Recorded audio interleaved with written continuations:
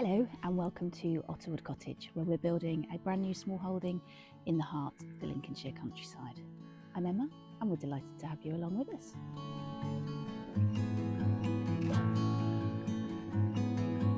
Not had a video in a couple of weeks because last weekend we had a fantastic trip down to Somerset to see our lovely friends who have a smallholding down there. I think I've spoken on the channel before about how they were really our inspiration for everything that we're doing here. So we had a fantastic weekend doing lots of walks, pub lunches and having a look around their smallholding, which was a bit of a mixed blessing. I said to our friend Ian, I'm just not going to be able to come and stay anymore because you're so far ahead of us that it feels like we suddenly have so much more to do. But in reality, it was fantastic to see an established plot, to remind ourselves of how things can look after several years of kind of building up, and talking to them about how long it's taken and what they've done and the process they've been through. It was all a really good grounding reminder of the time things take and the need for patience in all things when it comes to smallholding related stuff. So we had a fantastic weekend away. Otter had his first holiday, his first long trip in a car, his first walk off the lead in an unfamiliar place, his first pub lunch, and he did brilliantly. He did also steal a block of cheese off their kitchen table, so he wasn't perfect the whole time, but we had a wonderful weekend away.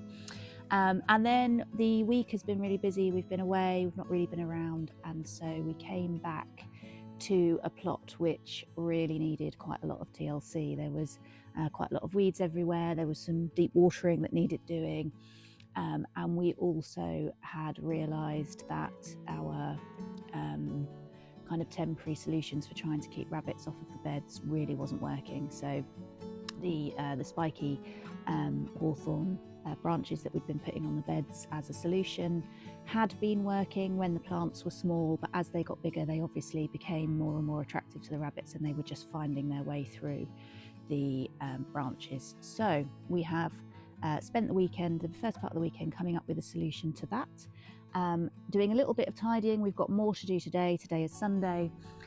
So today is a bit of a see it, do it day. We've first of all got to do the asparagus crowns arrived that have been on back order. They arrived this weekend.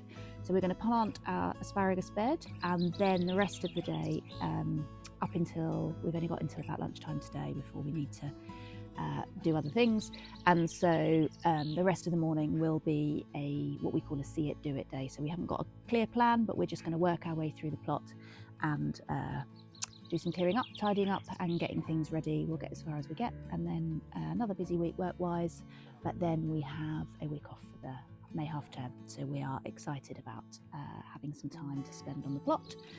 So I thought this morning before I start work I would just do a bit of a plot tour, show you where we are to now, mid-May, and take you around, show you everything as it's growing.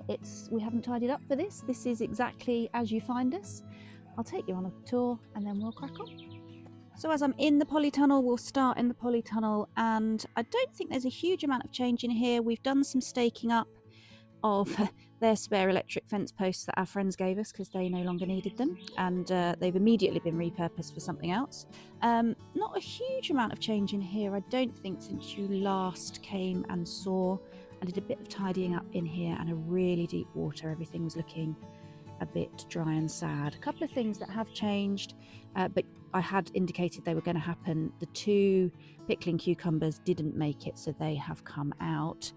But in happy news, Samina, look, our tomatillo that we've been rooting for is really making an effort to come back. So she is doing really well. I mean, in comparison to her sisters, obviously quite far behind, but she is coming along. This is a goosefoot, which I hadn't planted in here, wasn't intending to grow in here. It's supposed to be growing in the bed on the other side of this wall. Don't know how it got in here, but it's looking so pretty and happy that I'm just going to leave it be. We have had a aubergine that didn't make it, that's come out of there, and as you can see, this latter tomato, if you look in comparison to its sisters, is struggling. This end of the polytunnel and this middle part has definitely suffered more from the colder weather. And that is one of the things that we are really starting to learn in our new location. And that is that despite what the weather apps might say, we do have the daytime temperatures are pretty accurate on the weather apps, but our overnight temperatures are still getting quite low. We had another, even though our last frost is supposed to be 21st of April, last week we had a minus 0.3 in here, so probably even colder outside. And I think one of the other thing is that we are, for the outside things, not only are we getting lower temperatures than the weather apps tell us we're going to get, we're also quite exposed. And so there's something to be done in the long term around some natural windbreaks with some more hedging or willow windbreaks. That will be a job now for next autumn and winter. We've not got time now or pennies to try and build those. But we are just having to accept when we come outside and I show you the beans in particular, you'll see the wind damage. I think the wind chill is bringing temperatures outside down significantly. It isn't just the wind chill, because in here is getting cold too. So as was always going to be the case in a brand new plot, in a brand new location, we are learning lots. And one of those really important lessons for us is that nighttime temperatures last much longer than we're used to into the year, and are colder than the weather apps tell us. Right, I'm just bringing you outside, and I'll first of all show you the solution we've come up with to try and keep these pesky rabbits off. Now this is something I think a lot of you are going to be cheering, because many of you have commented in the comment section of previous videos, why aren't you just protecting the growing space rather than giving yourself that massive task of protecting the entire plot? So we are still going to do both. There is a good reason to protect the entire plot, namely all of these trees and the woodland. But we have put up, as you can see, around the veg plot, some electric fencing, which we had originally intended to use elsewhere, but has been repurposed. And we've come all the way from that corner there, along the edge of what will be the growing space, and then it goes around. There's the hot gate there so we can get through, comes down, across and back up. That space there where you can see the bare patch of earth is where the second polytunnel is due to go up, hopefully next week, although that's going to be a brassica cage, not polytunnel, but the same structure as the polytunnel. And then it goes behind the polytunnel and comes out here and finishes at this side of the gate here.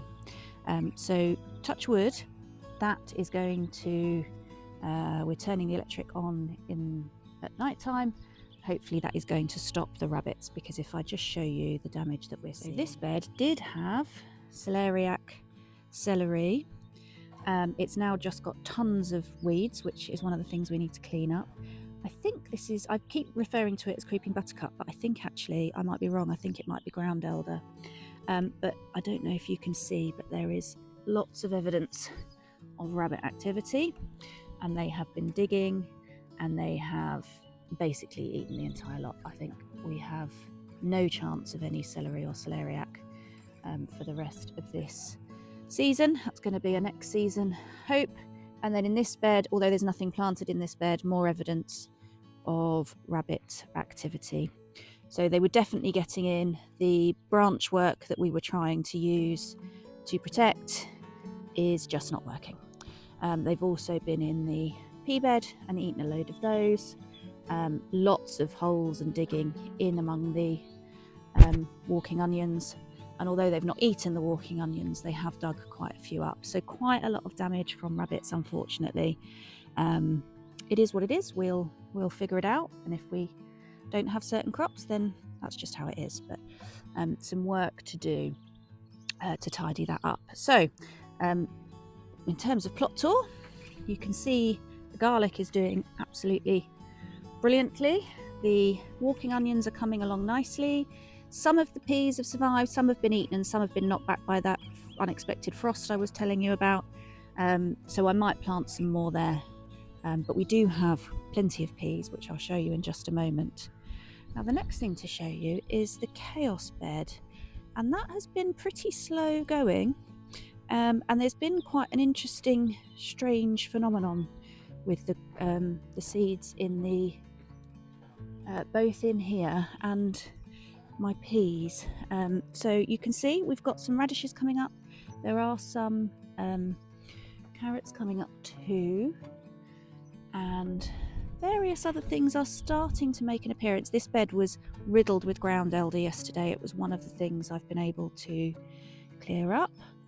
I think that might be birds picking at the grass clippings, which I'm using to suppress the weeds along the edge of the bed. But we've got the beginnings of some seeds coming through.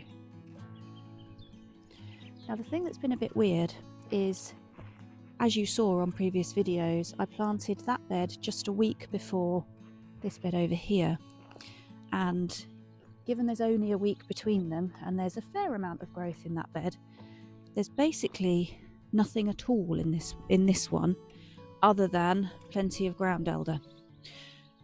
So I'll flip you around quickly to show you, but there's really nothing to show you because there's nothing to see. So it's not quite so easy to see because of the sticks, which we're going to remove a bit later today, but the only green you're seeing in that bed is ground elder. Nothing else has germinated in here.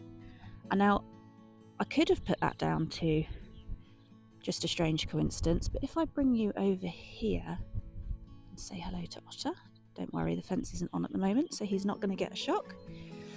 If I bring you over to the peas, exactly the same thing happened with those. So I planted direct sow these peas exactly 1 week before these peas, and they've been in the ground for about 3.5 weeks now. These all germinated and are, look, you can see, are doing absolutely fantastically, although I need to do something about this to protect them. And on this side, I mean, there's a tiny bit of germination, but hardly any at all. Now, why would that have happened just a week apart? I didn't treat them any differently. I didn't do anything differently. It might be to do with a frost, I guess, that knocked back the seeds. Anyway, it's very strange that stuff planted in 1 week's doing well, and in the following week with no difference seems to be doing nothing at all. Hey ho, these things happen. Right, further along from here, this is another bit of a sad tale, and again is one of the big lessons, as I said, from being exposed. Most of this damage, I think, is from frost and wind chill. These are the Emergo runner beans. Some of them, I think, are going to try and make a good comeback. This one's got some nice fresh growth. Some of them are definitely very, very dead. I do have some spares, which I think I'm going to plant direct, so sow direct in the gaps. So the Emergo runner beans struggling, and Tracy, you were asking about my Greek gigantes. It's a similar picture. We did get them out too early, as I said on your channel when we were chatting. So some of them have really suffered for that. But again, some doing well, some are springing back. And I've got spares, so I can put those in the gaps. So not the end of the world, but a bit of a sad story there. All right, let's continue the tour back through the gate and into the quad, where we have our cold frame, which contains the sweet corn and the beans. And guess what? I have got more leeks that I showed you in the polytunnel in the last video. So they are coming on fantastically well.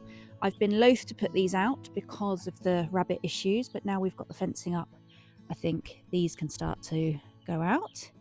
And they are looking really healthy and really well.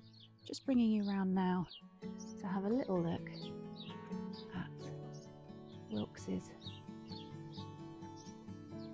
hanging basket. How beautiful are those coming up? Look, such pretty colour.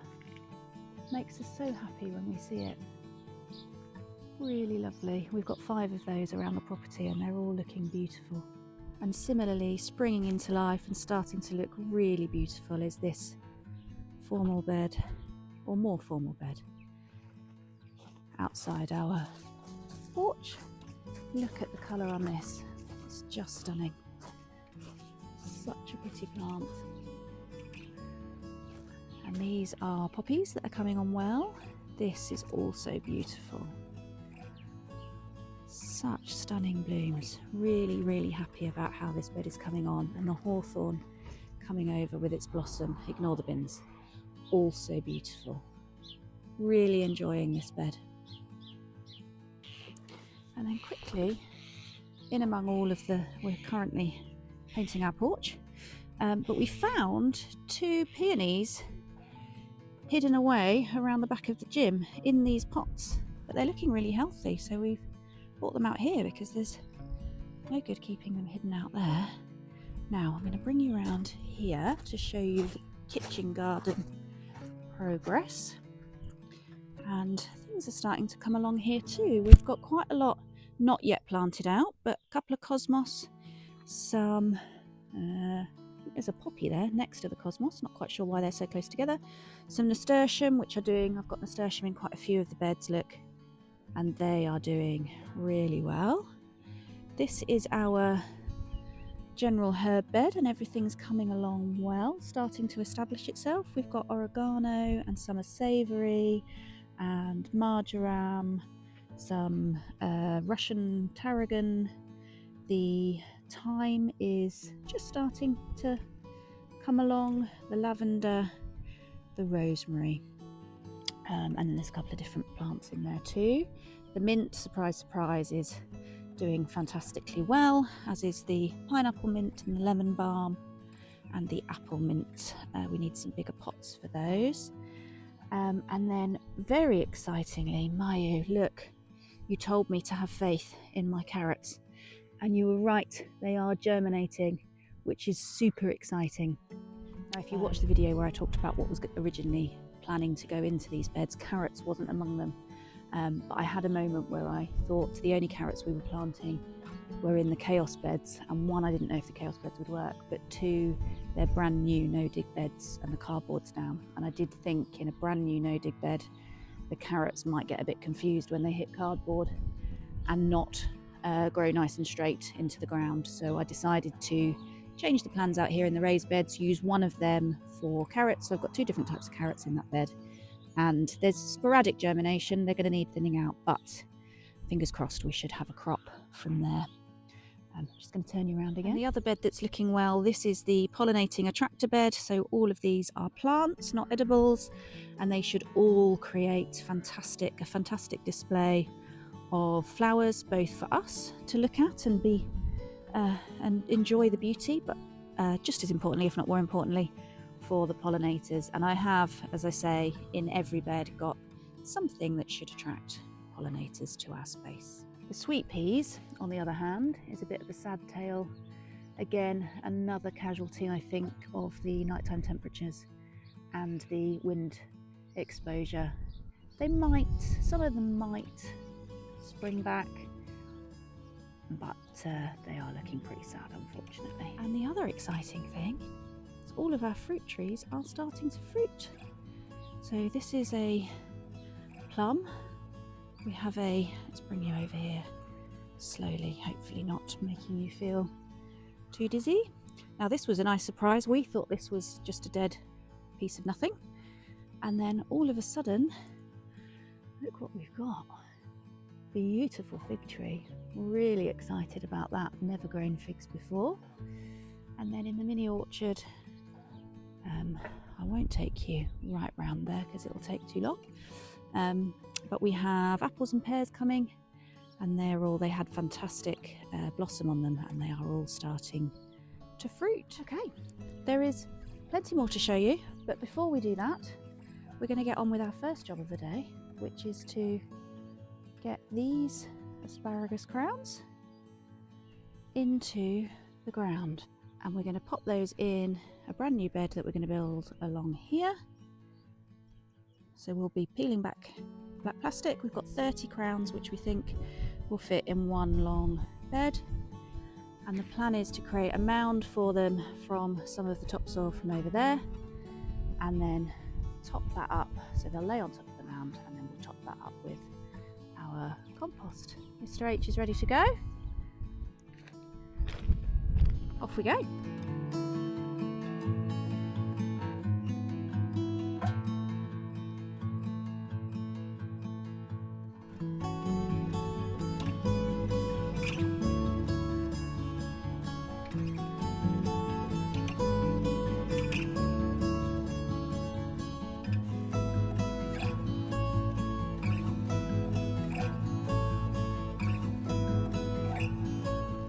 give you a sense of progress so far, what we've done is create this mound from, I won't point because it, from topsoil over there where Mr. H is just walking from, and that's created a mound all the way down the length of the bed to the end. And then the asparagus crowns, so the reason for the mound is the asparagus crowns sit on top and they're kind of, I don't know what they're called, tendrily bits, go over the edge and under so that they are well buried and well protected. And then we will compost over the whole thing, so extra thick there, slightly thinner on top of the mound, and that will be the asparagus bed in. And it's an extra wide bed for two reasons.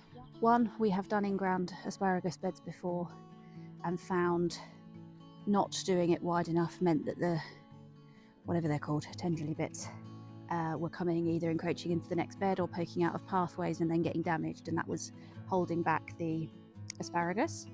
And two, by having a wide bed, this asparagus bed isn't going to produce anything for us for 3 years. You can't eat from a fresh crown for 3 years after planting. I'm covered in mud.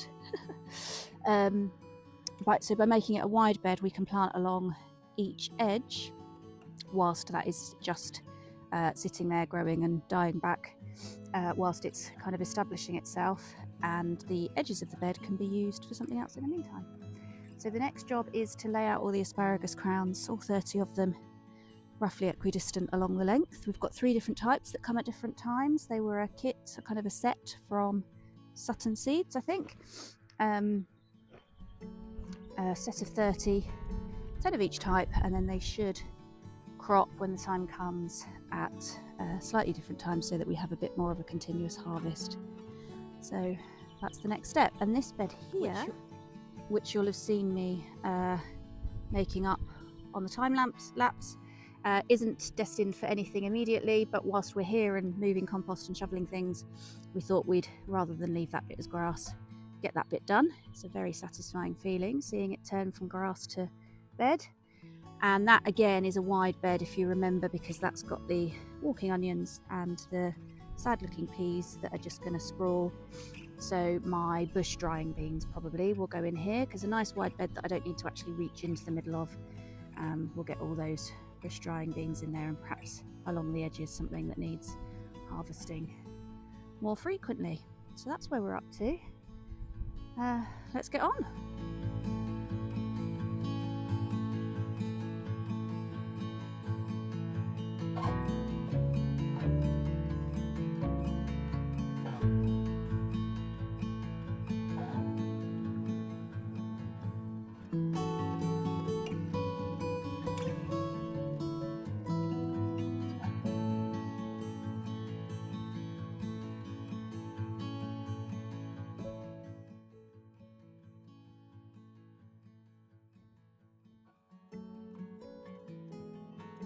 So unfortunately, the time lapse is out of focus for this bit of footage, so I won't subject you to it for too long. But suffice to say, at this point in proceedings, we were covering up the asparagus crowns with a really deep, thick layer of compost across the whole bed. Unfortunately, we ran out of time, so I shall take you forward now to where we had to stop for the day.